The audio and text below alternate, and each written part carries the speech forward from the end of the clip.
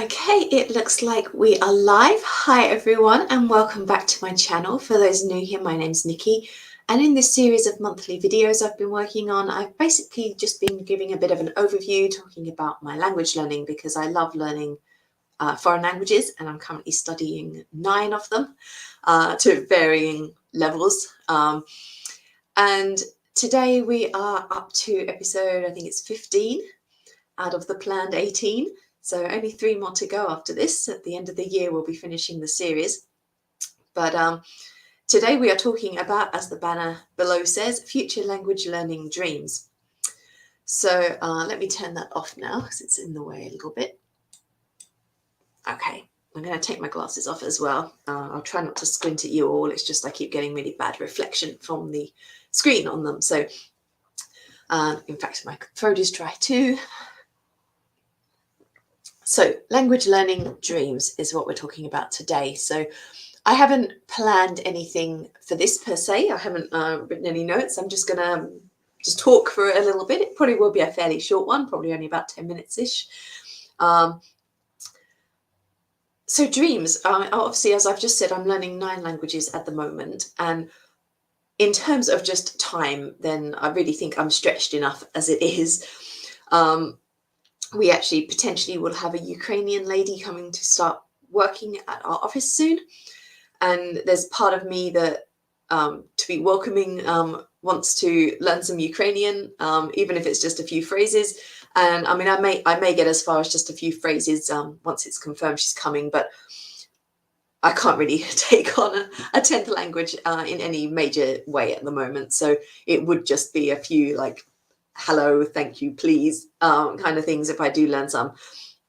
But that would just be to try and make her feel welcome. I'm certainly not in a position where I want to take on majorly any more languages at the moment. However,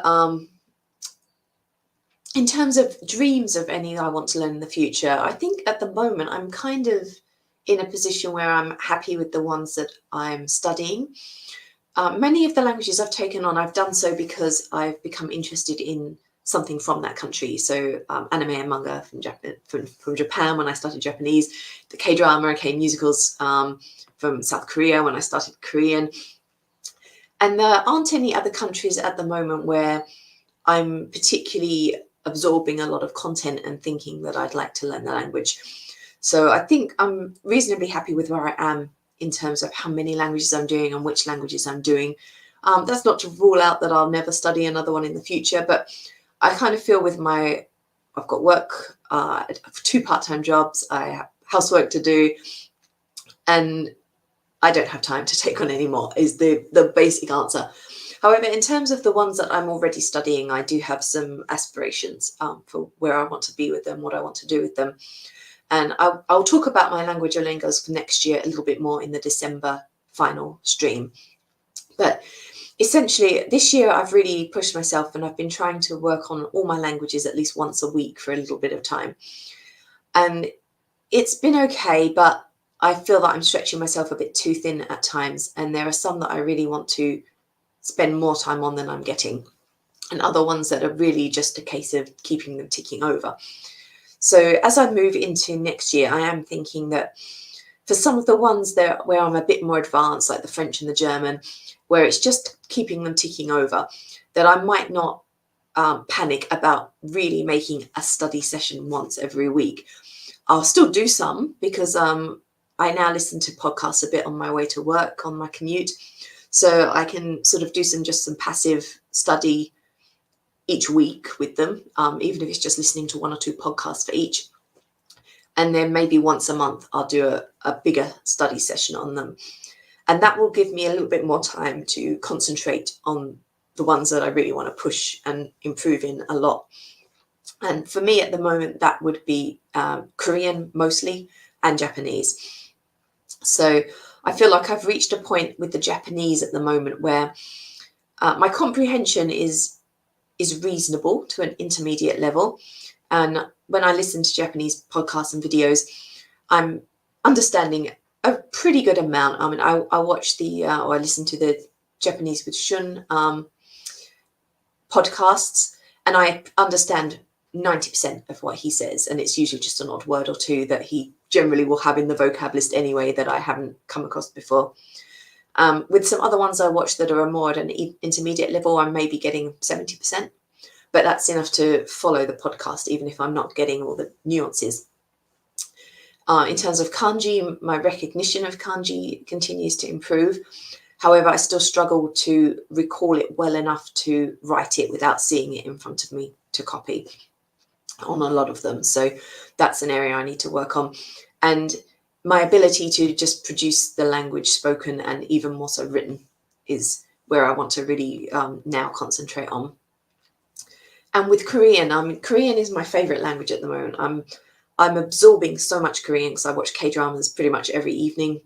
When I'm on my commute in between podcasts, I listen to music, and mostly I'm listening to Korean musicals. So the language is really all around me at the moment. And I really want to continue improving. And again, like with Japanese, I feel that my comprehension is at a much higher level than my ability to produce the written and spoken language. So that's what I want to concentrate on both those languages. I've been saying all year that I'm going to look into italki and doing some lessons to practice speaking.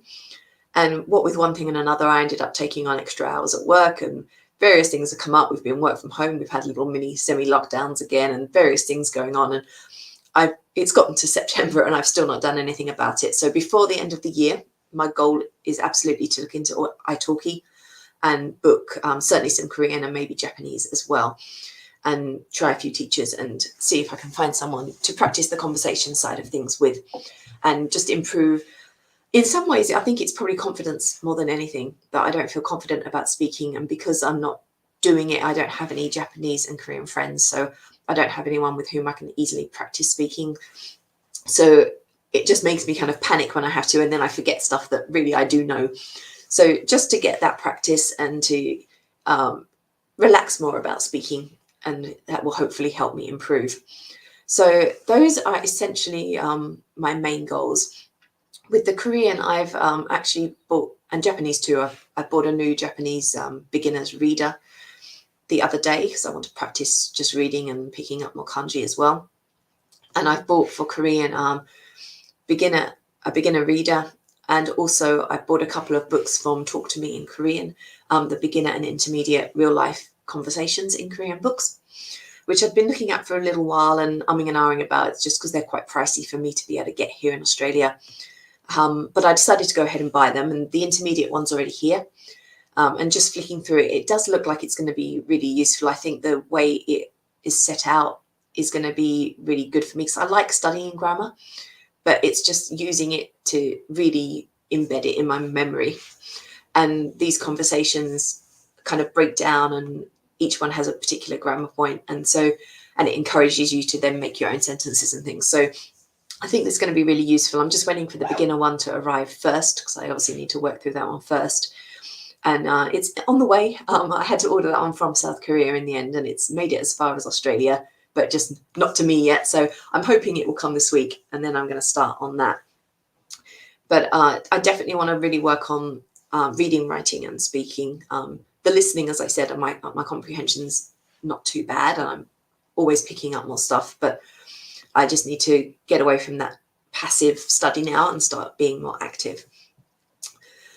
So those are essentially my plans and my dreams. Like I said, I mean, you could always pick up more languages, you could always keep adding, but then you reach the point where you're stretched so thin that you're not making progress in any of them. And I feel I'm just kind of on that limit now. So I really want to refine my study style a bit as we move through the end of this year into next year.